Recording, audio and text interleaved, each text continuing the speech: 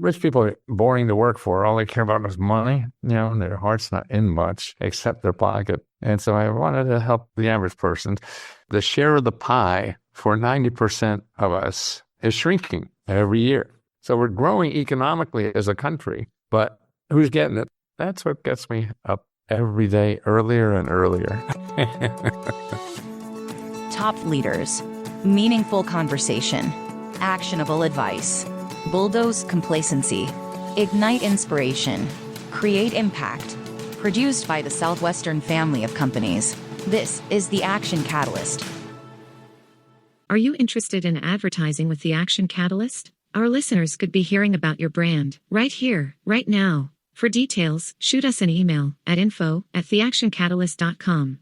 On today's episode, we welcome Matthew Lesko. You may have seen him on TV for decades, known to many as the question mark guy for his trademark suits. He spent over 40 years uncovering ways for people to access billions in government grants and funds they never knew were available for personal use, as well as business owners, entrepreneurs, and freelancers, and is dedicated to teaching people how to get the support they need from resources they already pay for with their tax dollars. Well, we are so excited to have you here. And I'll tell you what, this is a really fascinating background. Anything you want, just lead me around by the nose. My understanding is you started your career in the military. Yeah, the Vietnam War. That's why I was in the military. It was 3 years, 2 months, and 9 days, but I wasn't counting. I was a ship driver, and it was great. I never had more responsibility for the rest of my life, I don't think. I mean, as a 22-year-old kid, learn how to drive ships, go out in the South China Sea. That's before there was any, GPS or anything like that. You had to go out and shoot the stars to find out where the hell you are. And it was sort of fun. I hated it every minute of it. I wanted to be somewhere else, but it certainly was a great experience. I had nothing better to do at the time. I couldn't get into grad school. I thought, maybe I'll go to law school. So I took the LSATs. I got like 2 above plant life, And if you got drafted, then it's the Army you get. And I'm not a camper. So living in the jungle is camping distance appealing to me. So the Navy sounded pretty good. Man, that's clean sheets every night. So I did that. And then I was a diplomatic courier in Northern Europe, briefcase handcuffed to me. And I finally got out of there, went and got an MBA because of the GI Bill. And then I started businesses that were failing. And that's what you have to do anything. You just have to fail. You practice failing. You don't learn how to succeed. You learn how to fail. Learning how to succeed is a waste of time. When you succeed, it's easy. I mean, there's nothing to learn anymore. So you really have to learn how to fail. It's like learning to walk. When a kid learns to walk, take a step and fall 100 times before they learn to walk. So when we do things as a grown-up that's new, it's the same thing. So let me ask you this. Walk me through this passion that you've had for the last 40 years to help folks access government funding for the things that they need or they think they need. Talk to me about where that passion came from, what this looks like for you, etc. Well, it started trying to feed myself. That's what life is. You have to take care of yourself and get a job and all that kind of stuff. I was starting businesses. I mean, in the 70s, I had a software company that failed. I must be the only person in the world. And it's trying stuff. And then I became a consultant for big companies, like a market research consultant, and I'd get information for them to buy and sell companies and markets for this and that and the other thing. And I was stationed in Washington. So back then, before the internet, you went to libraries, remember them, to get information. And helping rich people. Rich people will pay anything if they think they're going to make money at it. And so I would go around, and Procter & Gamble was a client of mine, and they wanted to start a chain of pasta stores. So that's probably somebody on the board of directors. Hey, why don't we get in the pasta business? So I'd go out and look at the market and competitors and stuff like that. And I'd go to the libraries around Washington, D.C., because we have so many libraries because every agency has their own library for agriculture, for commerce, or for transportation.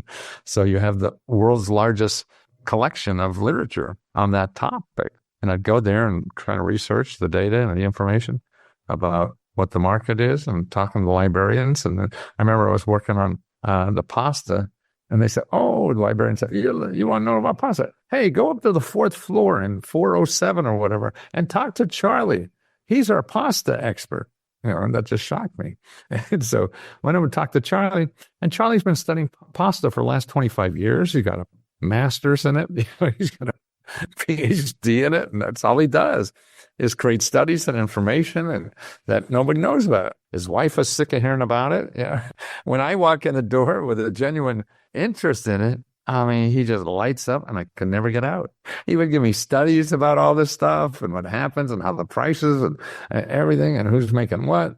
And so I put it all in a package for my client. And what shocked me, though, is that, God, I had no idea. I mean, I grew up in Wilkes-Barre, Pennsylvania, a coal mining town. And my grandparents came and worked in the mines from Czechoslovakia. And I'm a coal miner's grandson. So I go, God, why doesn't everybody know about this? And I said, God, nobody works for it. I thought the government was the post office and the IRS, and to see all the wealth that's there and I was making millionaires into billionaires. They'd get money and help and all this kind of stuff. Why? Why doesn't everybody do that? So I said, I got to do this. Rich people are boring to work for. All they care about is money, and their heart's not in much except their pocket. And so I wanted to help the average person. How do I do that? And I can't charge like I charge rich people to do this information. So it had to be books back then. So someone who flunked English all his life, to write a book was like being on Mars. But I did get a contract. There was an agent that found me. And so he got me a contract to that. So what I did was in the government printing office, found a book that has a description of all the government programs, money programs. Took that book, cut and pasted it, and it became a New York Times bestseller. All he did is change the headlines. The government doesn't explain things well. One of my favorite stories is that there's a program, we still have it too, but it's called the Urban Homesteading Act. And see, what I would do is read on it. Well, what the hell is this about? They're going to have money with urban home. And I read it, and the details, it really says, they get homes that people couldn't pay their mortgages. So the government, guarantees all mortgages. So when your bank doesn't get your mortgage, the government gives the bank money, and the government's stuck with the house. That's going downhill, and it gets dilapidated and all that kind of stuff. So what they do is, they give them away for $1. So they houses for $1, and they give you a grant for like $30,000 to fix it up. So what I will do, I'll read that. I'll say, hey, that's not Urban Homesteading Act. That's houses for $1. To make it user friendly from the government. It became a New York Times bestseller. And a lot of publicity and ego satisfying stuff happened. So I did a bunch of them, and then I did infomercials that were very popular, because to me, the way to sell books is if you don't have marketing money and advertising money, you get free advertising.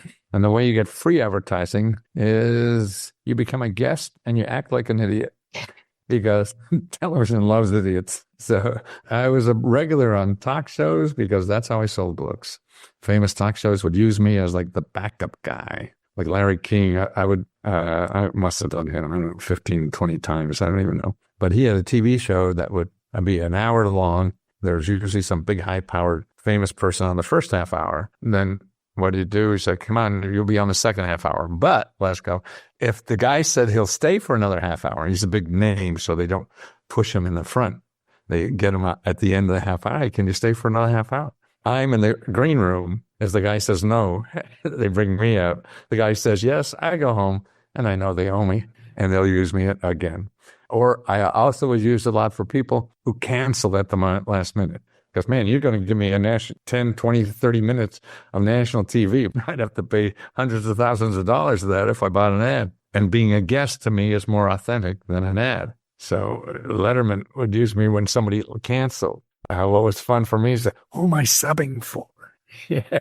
Like I said, I subbed once for Christopher Walken at the last minute. I mean, they found me in Chicago somewhere like noon. They got me on the plane, and I think he taped about 6 o'clock in the early evening, and I was there to go on, with Christopher Walken. But that's what sold books, man. You give me national airtime.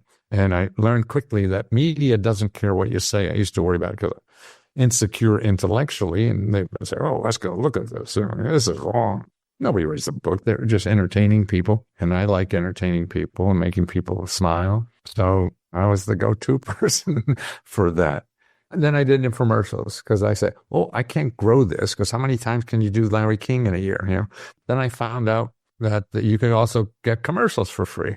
You had to produce them, but once you had it, to buy time was the expensive part. I go to TV stations. I say, okay, I know I can't afford your time. And I don't know if it's worth it. If I knew it was worth it, then I would. But so here's the deal. If you don't sell that time, nobody buys that time. I mean, they have to have something there. So you put Lesko and I'll give you half the money. I knew the information was important. I knew I wanted to try to get it to people, but how do people want it? Nobody, they got Google. What do they need me for? All that kind of stuff. And bookstores were going down. And so nobody was getting the help there. But until a few years ago, then it's community. We have a community of people. Now people are helping people. I don't even help people anymore. It's the people who find programs. They take advantage of it and they help other people do it. So it's a community-based thing. And that's even better than me. I've been studying this for 50 years. It's hard for me to relate to somebody who just found out about grants. But the members are all those people. And so they're like volunteers helping. It's also giving them the joy of giving. I mean, this is why I'm in business, because it feels so good to give. It's very selfish to me. So it's having the joy of giving and helping somebody else. So that's what's happening now. And we also give our profits back to members. We have half this country that can't afford a $500 bill. Wages in our country, how the wages are distributed. Okay, back in 1979, which is a turning point in economics for us, 70% of all the wages went to 90% of the people. So the bottom 90% of the income scale were getting 70% of the wages. The top 10% was getting about 30% of the wages. Fast forward, that bottom 90% now only gets about 55%. And the top 5% is now getting up to 45%. So the share of the pie for 90% of us is shrinking every year. And it's not like we're not growing. GDP growth in that time, it's going like crazy. So we're growing economically as a country, but who's getting it? There's another astounding fact to me when I found this is poverty rates in developed countries. So only developed countries. And this is the percentage of people in that country that are poor. We're number one in creating poor people. We have more percentage of our population that are poor than any other developed country. So it's like 17, 18%. I mean, the average from all the developed countries is about 10% or so. And some are down to 7%. So we create more poor people than any other developed country. Now, this is what we are number one in, and that's making millionaires. We're number one in making millionaires, 24 million millionaires. The second is China, and they got 6 million. So we're number one in millionaires and number one in creating poor people. So that's what gets me up every day earlier and earlier. You have an amazing way of downplaying your humility. We're all struggling so hard. You know it. I know it. I mean, I've just been here longer. God, 81. I never thought I could even live that long.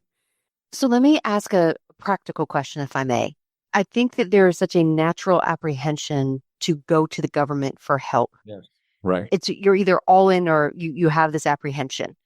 How do you address that? How do you get people over that? And where do they start? Yeah, well, that's 2 points. I mean, where to start is easy. Getting over that other thing, I've been wrestling that 24/7 for 50 years. But yes, now to me, all our incentives in this country are against it. Like if people want information, they go to the wrong source because if they don't have money, because they go to Google. And Google is the last place to go for anything if you don't have money. Because everything there are people that want to get money. This is capitalism. But if you don't have money, then you can't go there. But people don't know what else to do, so they get scammed, they lose money, and they just get worse off. And that's because they don't know where this other stuff is. Now, the other stuff, which I call the community society, we have the capitalist society of us, And then we have the community society of us. Now, the community society helps other people for nothing. They give you money for nothing. But that represents, a third of everything in our economy is community society. 2/3 is capitalism. But 1/3 is community, helping each other, like your neighbor. Okay, your neighbor's on fire. You're going to charge them to help put out the fire? No, you're part of the community. You're going to help them for free, right? So that's why we have these organizations to do that for people and to help them and to grow so they can contribute to the capitalist society more. But if you're out of the game, you have to get the skills or whatever you need to get into that game. And that's what the community society is. But people aren't trained to do that. They're trained to go to Google and spend money. So how do we do that? Okay, I got a couple places to start, but you have to believe it's there, because you can't just say, oh, I'm going to try. I'm going to call 1 or 2 people and see what happens. And that's probably, it's like getting a job. You're going to knock on 1 or 2 doors and nothing's going to happen. And they're not hiring today. So you go home and nobody's hiring. And you can't do that. Go to findhelp.org. Put in your zip code on the left-hand corner up on top. So you have community organizations that help you with money, help housing. They're all important things, right? Labor, work, healthcare, everything. These are nonprofit organizations. Every one of them will never ask you for money. They just give you money. They give you services. They give you. Now, the next hurdle is, now they're not all for you. So you have to start calling and asking for help.